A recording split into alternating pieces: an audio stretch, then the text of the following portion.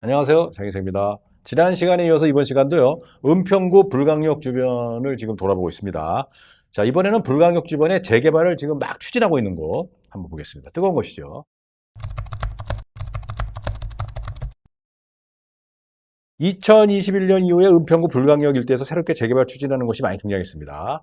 불광역 아래 녹본 2구역, 2-1, 2-2, 2-3구역으로 구분되어 있는데 여기가 대표적인 곳이죠.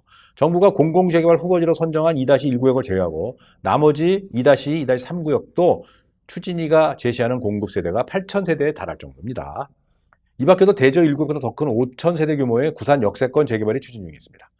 1차 관문인 구역 지정부도 되지 않은 상황에서 매가는 많이 올랐어요. 불광 5구역의 한 부동산은 녹번 2-2, 2-3구역 프리미엄이 2억 이상 붙었다고 하는데 아직 구역 지정도 안 된 곳에 투자하는 것을 유념해야 한다면서 경계했어요. 그러나 해당 구역 내 부동산 중에는 2022년 내에 구역 지정 가능성이 높으므로 지금이 투자 적기다라고 강조하는 목소리도 많습니다.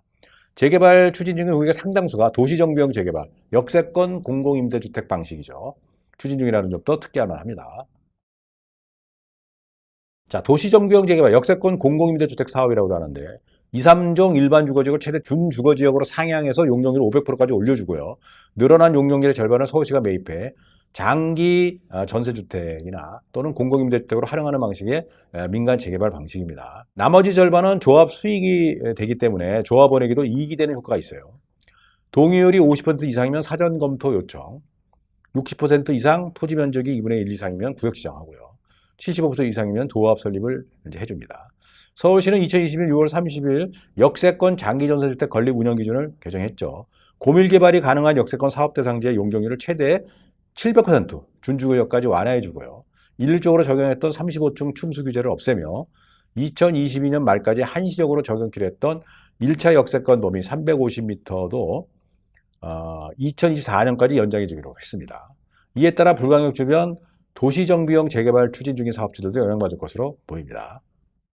네, 이 지역 지도 한번 보시겠습니다. 맨 왼쪽이가 구산 역세권이고요. 오른쪽에 불광 역세권 대조동. 그 아래에 역천 역세권 대조동이 있죠. 그러니까 대조동이 불광 역세권이 있고 역천 역세권 두 개가 있습니다. 그다음에 녹번 2-1, 2-2, 2-3이 바로 불광역 밑에 녹번역 위에 이렇게 있습니다. 그다음에 녹번 역세권 이렇게 있네요. 녹번 2구역 볼게요. 추진위 홈페이지상 구역도인데요. 맨 아래가 2-1구역. 여기가 이제 공공주도 복합사업으로 선정이 된 곳이고 그 다음 가운데가 녹번 2-2 그리고 녹번 2-3 이렇게 있죠. 자, 먼저 녹번 2-1 보겠습니다. 2021년 3월에 3080 공공주도 도심 복합사업 1차 후보지로 선정이 됐습니다. 녹번동 근린공원 인근인데요. 79,482제곱미터. 토지등 소유자는 약 1,100명이고요. 2022년 7월 동의율이 70%까지 올랐네요. 노후도는 77.8%, 2, 3종 일반 주거지역이고요. 공급 규모는 1,750세대. 2022년에 본지구 지정하고 2024년에 착공을 목표로 했었지만 일정이 현재 지연 중에 있죠. 예, 지금 3080 공공주도 도시복합 사업이 전체적으로 진행이 잘 안 되고 있습니다. 2021년 2월 4일 이후에 매수하면 현금 청산 대상이기 때문에 거래는 지금 없죠. 자, 녹번 2-2 보겠습니다. 불광 역세권. 도시정비형 재개발 추진 중이고요. 녹번동 125-1 1원입니다. 면적은 12만 3,700제곱미터, 토지 등 소유자 1,754명, 계획 공급 세대수가 5,330세대, 임대는 2,098세대 포함되어 있고요. 2021년 12월에 정비구역 지정 및 정비계획 수립 제안했습니다. 아직 구역 지정이 된 건 아닙니다. 동의율이 73%.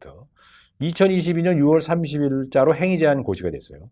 추진위는 2022년 말, 2023년 초에 구역 지정을 하고 2023년 조합 설립을 목표로 하고 있습니다. 자, 2-3, 녹번 2-3. 도시정비형 재개발 추진 중 2-2구역과 동시 진행. 녹번동 142-1 1원입니다. 면적은 64,500명. 토지 등 소유자가 약 1,195명. 계획 공급 세대수가 약 2,312세대. 2021년 12월에 정비구역 지정 및 정비계획 수립 제안했고요. 동의율 74%. 2022년 6월 30일 행위 제한 고시가 났어요. 역천 역세권 대주동 보겠습니다. 대주동 59-1 1원입니다. 면적은 36,050제곱미터. 토지 등 소유자는 375명. 공급 세대수는 1,551세대요. 임대 625세대 포함되어 있고요. 2022년 2월에 정비구역 지정 및 정비계획 수립 제안했습니다. 동의율은 7% 이상. 2022년 6월 30일에 행위 제한 고시가 났고요. 그러니까 이제 새로 집을 못 짓는 거죠. 역천역 대저 1구역 인근 평진 대로변이고요. 조합원 물량 대비 일반 분양 비율이 높아 사업성이 높은 것으로 생각됩니다. 행위 제한을 한다는 것은 이제 신축 지분 쪼개기를 못하기 때문에 노후도가 이제 개선되거나 또 조합원 수가 늘어나서 사업이 나빠지는 거를 이제 방지하는 거기 때문에 이제 재개발로 가는 이제 수순이죠. 그래서 대개 재개발 정비구역 지정을 눈앞에 두고 있으면 먼저 행위 제한을 고시하는 게 순서죠. 자, 현지 부동산에 따르면 녹번 2-3 역천 역세권 대주동 공이 2021년 이후 재개발 추진 움직임이 본격화 됐고 가격이 올랐겠죠. 현재 프리미엄은 2억에서 3억 사이. 그러나 같은 기간 재개발을 추진하는 지역의 빌라도 올랐으므로 프리미엄이 높다고 보기는 어렵다. 하지만 현재 2022년 7월 현재 거래는 소강 상태에 있습니다. 지금이 오히려 또 찬스가 될 수도 있죠. 왜냐하면 물건을 사기가 좀 쉬워졌으니까. 녹번 2-2-3 구역 역천 역세권 대저동 공이 추진위가 2022년 말까지는 구역 지정을 자신하고 있다. 그렇게 되면 또 한 차례 가격이 점프할 것이다. 글쎄 2020년 말까지는 좀 어려울 것 같고 2023년에는 가능하겠네요. 네이버 부동산 매물이 지금 2-2, 2-3 구역 내에 3개가 올라와 있는데 한번 살펴보시고요. 자, 구산역세권 대저동 도시정비형 재개발입니다. 은평구 대저동 50에 15번지 일대 12만 7,130제곱미터 토지 등 소유자 약 2,100명 지상 35층 5,085세대 계획 임대가 2,125세대 포함되어 있죠. 도시정비형 재개발은 용적률을 높이 올려주는 대신에 그만큼 또 장기 전세나 공공임대를 많이 또 짓는 게 또 특징인데 자 2021년 7월부터 동의율을 진구했대요. 2022년 7월 현재 70% 이상 2021년 10월에 은평구청에 사전 타당성 검토를 요청했고요. 2022년 2월에 서울시로 검토를 이관해서 2022년 하반기 구역정을 위한 입안 제한 예정한답니다. 그럼 2023년도에 구역정이 가능하겠네요. 추진위 자료에 따르면 노후도 30년 이상 건물, 과소필지 등 구역정 요건을 모두 충족했다. 구역의 78%가 구산역 승강장 기준 350m 안쪽에 위치했다는 거죠. 대지 1구역 바로 옆에 평지고요. 초품합니다. 2021년부터 재개발 추진했으니까 상당히 빠른 속도로 진행되고 있죠. 왼쪽이 불광역이고 오른쪽이 구산역입니다. 추진이 자료에 나온 구산역세권 재개발이죠. 그다음 오른쪽 집을 보면 뭐 그렇게까지 아주 노후도가 심각한 것 같지는 않네요. 그럼 어쨌든 노후도가 지금 70% 넘게 나왔으니까. 연신내역 주변은 공공재개발이나 지주택이 선점하고 있어. 이제 재개발할 수 있는 땅은 여기밖에 없다. 바로 옆 대조 1구역이 프리미엄만 6억인 걸 생각하면 구산역세권 프리미엄이 2억, 3억 사이인 건 여전히 매력적이다. 2021년에 재개발기가 처음 나올 때는 매물이 안 나왔답니다.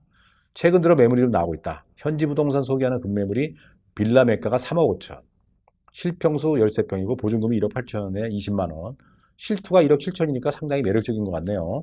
그 대신 빠른 잔금 조건이라는데 자 그거 외에 네이버 부동산 매물이 지금 5억 7천, 4억 5천, 6억짜리 3개가 나와 있는데요.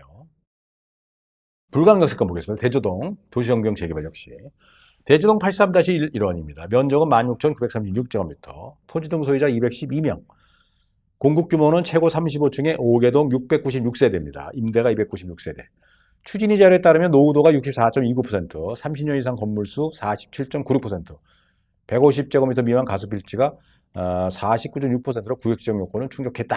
동의율은 61%. 동의율이 조금 아직은 좀 저조한데 아무래도 역세권이라서 또 상가들이 좀 있어서 그런가요? 네. 근데 이제 규모는 작기 때문에 동의율만 채우면 스피드 있게 진행은 될 것 같은데 현지 부동산들은 재개발 추진 현황에 대해 잘 알지 못하는 그런 분위기네요. 그럼에도 2021년 이후에 매가는 꾸준히 올랐다고 합니다. 불광역 인근 통일로 대로변 입지, 도로 쪽에 상가가 줄져 있습니다. 현지 부동산들은 매물이 없다고 합니다. 여기죠. 대은초등학교 앞에 대로변 옆인데 여기가 그 대로변 쪽이 옛날에 이제 그 불광동 시외버스 터미널이었죠. 제가 군대 생활할 때 여기서 버스를 타고 저희 부대로 들어갔었는데 제가 벽제 근무했었는데 그 불광동 시외버스 터미널 그 뒤편에 있던 그 낡은 그 저층 주거단지가 지금 이렇게 재개발되는 모양이에요. 자, 녹번 역세권 10부터 도시정비형 재개발 보겠습니다. 2020년 9월에 추진위가 구성됐고요. 2021년 3월에 동의율을 70% 달성했습니다. 공급세대 1,437세대로 추진했으나 2022년 초 노후도 충족을 못해서 2, 3년 뒤에 재추진한다고 합니다. 현지 부동산에 따르면. 아무래도 신축 빌라들이 좀 들어섰나요? 녹본역에서 도보로 3에서 5분 거리밖에 안 돼요. 불광역 쪽으로 녹본 2-1구역까지 접하고 도로 건너편에 레미안 베라 힐즈 2019년에 준공된 1305세대인데요. 또 힐스테이트 녹본 2018년에 준공됐고 952세대 등 재개발 단지들이 있어 노후도 여건 충족하면 재개발 가능성이 높아 보입니다. 네이버 부동산상의 매가가 4억 5천짜리하고 3억 5천짜리가 두 개가 있기 때문에 아직은 초기 투자 비용이 많지가 않은 걸 보이는데요. 지도 다시 한번 보시면 녹번역 바로 위에 녹번역 세권입니다. 이 오른쪽은 이거 북한산 밑에 녹번역 재개발이 다 돼가지고 지금 아파트가 다 들어선 곳이죠. 응암 12, 13구역 일명 달의 마을 보겠습니다. 불광역 주변은 아니지만 은평구에서 재개발 열기 뜨겁고 소액 개투자 가능 지역이기 때문에 소개합니다. 응암동 700에서 755번지 일대입니다. 700번지 일대는 A구역 13구역이라고도 하는데 46,006제곱미터고요. 755번지 일대는 B구역 12구역이라도 하는데 47,356 지도상에 이렇게 보시면 있습니다. 2019년에 도시재생지역으로 선정이 됐어요. 응암 3동 754번지 14만 8천 제곱미터죠. 6호선 세전역에서 백년산 사이 지역입니다. 2021년 오세훈 시장 재개발 연기형 도시재생 도입 후 재개발 추진 시작했습니다. 이후 매가가 3, 4배 올랐다고 합니다. 현지 부동산에 따르면. 신석 통합기획안이 민간 재개발 방식으로 추진 중입니다. 동의율을 70% 이상 확보를 했대요. 2022년 6월 2일 날 행위 제한 고시가 됐어요. 2022년 은평구청으로부터 11억 예산 지원받아서 기본계획 수립 중이니까 행위 제한 고시하고 기본계획 수립 중이기 때문에 재개발이 거의 확실시 되는 걸로 보입니다. 추진위는 2년 이내에 정비계획 입안 및 구역 지정을 기대하고 있습니다. 향후 2,000세대 이상 공급할 걸로 예상되네요. 응암동도 벌써 한 5, 6년 전에 재개발이 한참 왕성하게 돼가지고 다 입주가 됐던 아파트 단지들이 많죠, 응암동에.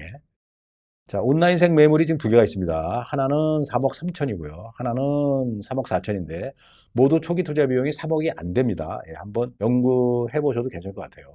자, 여러분들 2회에 걸쳐서 불광동 주변을 한번 살펴봤는데요. 불광동이 사실 낙후되어 있는 그런 그 오래된 동네라는 인식이 강하긴 하지만 도심에서 멀지 않습니다. 예. 지하철 3호선이나 6호선 타면 시내로 들어오는데 뭐 2, 30분도 안 걸리죠. 자, 그런 곳이 이제 앞으로 신흥 주거 타운이 되는 거죠. 새롭게 아파트가 들어서 가지고. 그래서 여러분들도 여기서 내 집 마련하거나 또는 아파트 재테크, 재개발 재테크 하신 분들한테는 아직까지 초기 대비용이 좀 저렴한 것들이 눈에 띄는 것 같아요. 그래서 한번 연구하시면 좋은 그런 결과를 얻을 수 있지 않을까. 그리고 지금 2022년 7월, 8월이 원래 여름 비수기인데다가 또 부동산 시장이 좀 소강 상태죠. 그래서 부동산 투자 열기가 확실히 식었어요. 또 앞으로 집값이 떨어지는 게 아닌가 해가지고 투자하려다가 주춤하신 분들도 많은 걸로 알고 있는데 부동산 특히 서울의 아파트 또 서울의 주택값이 그렇게 쉽게 떨어지는 것도 아니고 떨어진다 해도 많이 떨어지는 게 아닙니다. 한 100 정도 올랐다가 20, 30 정도 떨어지는 게 그렇게 많이 떨어지는 게 아니죠. 100 이하로 떨어져야 되는데 그럴 일은 없을 것 같고요. 왜냐하면 인플레이션에 의해서 화폐 가치는 계속 떨어지고 있기 때문에 또 물가는 상승하잖아요. 그래서 이렇게 부동산 시장이 소강 상태에 있다가 좋은 물건을 조금이라도 좀 싸게 살 수 있는 그런 방법이기 때문에 오히려 이럴 때 한번 부동산 투자를 추진해 보시는 것이 현명하다고 이렇게 생각이 됩니다. 네, 여러분들 감사합니다.